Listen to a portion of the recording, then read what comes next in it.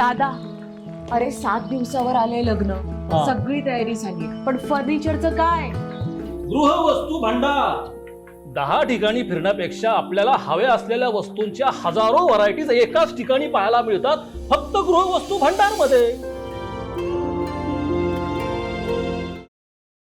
राहुरीनगर पाथर्डी विधानसभा पोटनिवडणुकीच्या पार्श्वभूमीवर भाजपाचे उमेदवार अक्षय कर्डिले यांनी पाथर्डी तालुक्यातील विविध गावांचा झंझावाती दौरा करत मतदारांशी थेट संवाद साधलाय.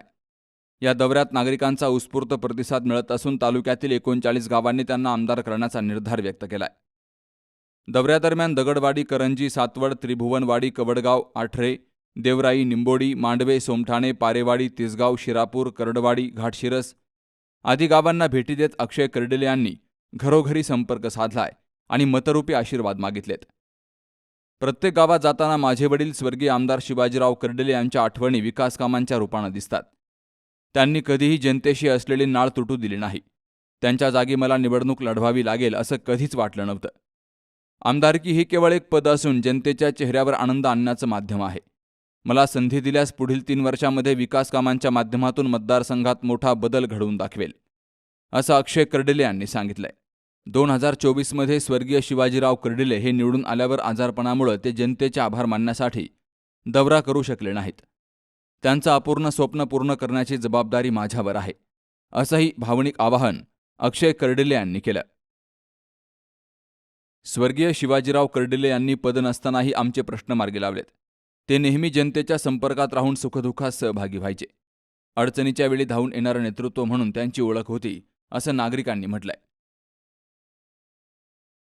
कर्डिले साहेबांनी आमचे सगळे कुपनाचे कामं केले, डोलचे कामं केले, आमचे जे जे गरजी होते ते संपूर्ण केले. आम्हाला अडचण नाही येऊन दिली कशाची. आम्ही त्यांच्या पाठीशी उभा राहणार, आम्ही त्यांना सहकार्य करणार. सगळ्या महिलांचा आशीर्वाद आहे.